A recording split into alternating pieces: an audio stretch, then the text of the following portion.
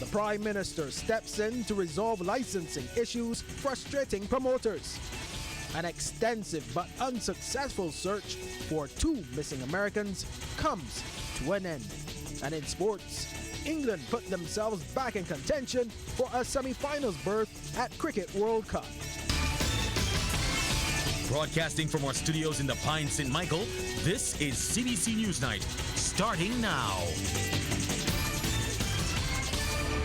This segment of Weekend Newsnight brought to you by Sagicor, wise financial thinking for life. Very good evening to you with this Sunday, June 30th edition of CBC Newsnight. I'm Ryan Broom in our top story. An apology this evening from Prime Minister Mia Motley to event promoters who in recent times have complained about the process surrounding getting licenses to hold Cropover fetes and limes.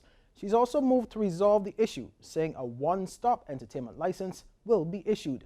The Prime Minister made the remark yesterday during the renaming of the Spring Garden Highway in honor of the 7-time Road March King, MacDonald the Mighty Griner Blenman.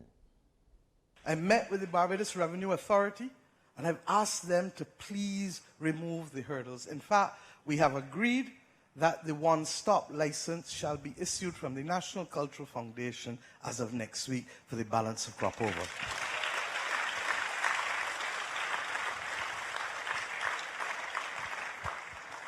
When we don't get it right the first time, do not be too proud to say sorry and get it right, because that is the path of life that makes us great as a people. Prime Minister Motley has also asked Attorney General Dale Marshall to lead the effort to allow government to review the public entertainment legislation. Because I'm not sure what role the Controller of Customs really has in this process. And is the Controller of Customs the best person in 2019 to be able to determine whether a person should get a license for public entertainment or not? I think not. And therefore, this review must take place. Effective sunset today, Barbados called off its extensive search for the American couple who disappeared at sea after a jet ski ride on the west coast. 32-year-old Oscar Suarez and his 25-year-old companion Magdalena DeVille have been missing since last Monday after they rented a jet ski in Holetown. Rianne Phillips has more. This image shows the pattern of the extensive searches conducted for Oscar Suarez and Magdalena DeVille over the past 6 days.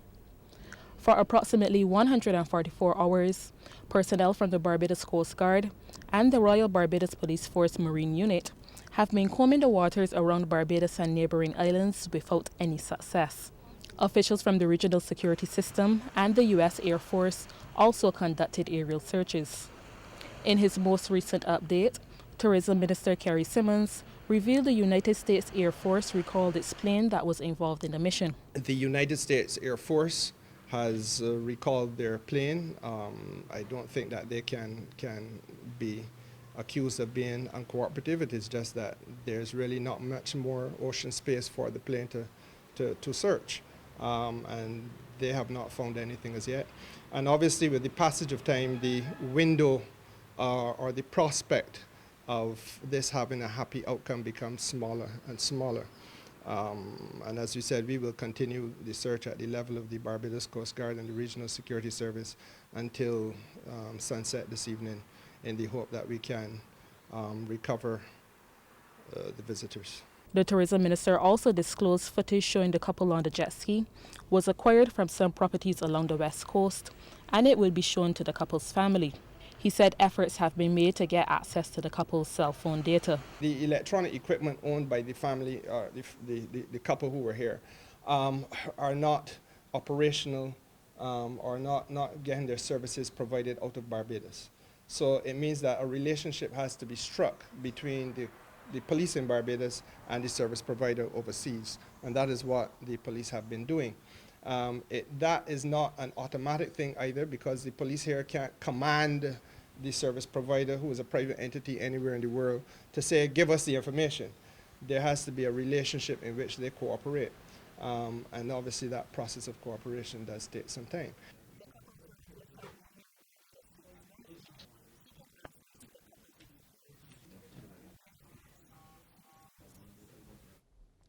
Thanks, Rianne. Well, the University of the West Indies has given a clearer picture of its intention to offer continuing medical education related to medical cannabis.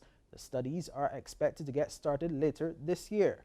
Deputy Dean of Preclinical Sciences with the UWI's CAFL campus, Dr. Damien Corhall, made the comments about the pilot initiative while addressing the Barbados Medical Cannabis Conference 2019 at the Errol Barrow Center for Creative Imagination this morning. Running a medical cannabis masterclass in November, mid-November, right? And it will be open to physicians and pharmacists. We'll be developing a separate course for nurses, right? Because nurses have that more intimate relationship with patients, and we think that a more intimate based practical course might be best for nurses. I'm in discussions with Dr. Celia on that. So that is the first program that we're going to run. That will be face-to-face, and it's for regional physicians, not only physicians on the island Barbados. Now, Dr. Corhall adds that they have also been in discussion with the UWI Global to develop online courses for physicians and pharmacists. We're going to have them at various levels, level 1, level 2. Level 1 might be looking at what do we need to know about cannabis and its medicinal uses, yes? Level 2, diagnosis of conditions and treating with cannabis-based products. And level 3, managing patients in crises with cannabinoid medicines. Some of you were here yesterday would have heard some of the presentations from Dr. Barbera, who spoke pretty much on pediatric care using cannabinoids, and you would have noted the 3 cases that he introduced. These were severely ill children, which I would consider children or patients in need of cannabis to treat a crisis situation. Well, some students of the Mount Tabor Primary School in St. John are the beneficiaries of the charitable spirit of a former student of the school. The initiative, known as the Dr. David Barnett Scholarship Fund, has been going for almost 2 decades. Between 2000 and this year, some 36 students of the school have benefited from the scholarship. And chairman of the scholarship committee, Sonia Burgess-Haynes, revealed that it is open to all students of the school who have completed the common entrance examination based on certain criteria. Students who require financial assistance and are willing to work extremely hard. A boy from Venture going to any secondary school, a boy or a girl who has shown great potential, a boy from Venture who passed with a Commonwealth school. Partial assistance can be offered to any other student requiring financial help. The selection of awardees is done by a committee. Now, in his address, guest speaker Timothy Arthur, the Assistant Registrar Student Affairs Admission at the University of the West Indies CAFL campus, told students about the importance of attitude and courage in all that they do and giving of their best. We do nothing apart from the help of God. He is the one who gives us the wisdom. He's the one who gives us the strength. He's the one who gives us the energy, the power, the ability to succeed. So, graduates, look at me, look here. I want you to recognize and to always acknowledge, as wonderful as this school is and as generous as Dr. Barnett is, ultimately, it is God who provides all that you need. Meanwhile, the man behind the scholarship, Dr. Barnett, also had a message for the awardees. It is not what your circumstances are or what you were, but what you will become. If you work hard, obviously listen to your advisors, including your parents, guardians, teachers, your priests, and never forget the power of God and the church, how it can help you to become what you want to become.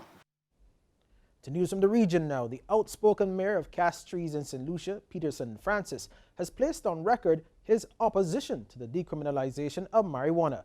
Mayor Francis says St. Lucia might just be opening a Pandora's box if it goes ahead with decriminalization of marijuana.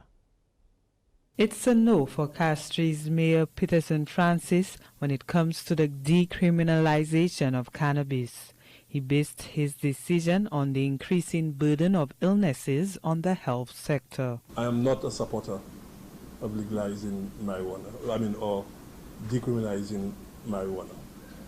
I have my own personal views about it. I'm looking at people that say, yes, it's been used.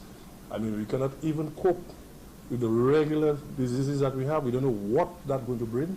We cannot cope with alcoholism. We can't cope with all these things that people could think, and so we can't cope. Because every day you hear about the health sector, the health sector, the health sector. In March, Prime Minister Alan Shasley announced that the government was in talks with companies on cultivating cannabis for medicinal purposes. Francis says perhaps further research should be done on marijuana consumption before considering decriminalization.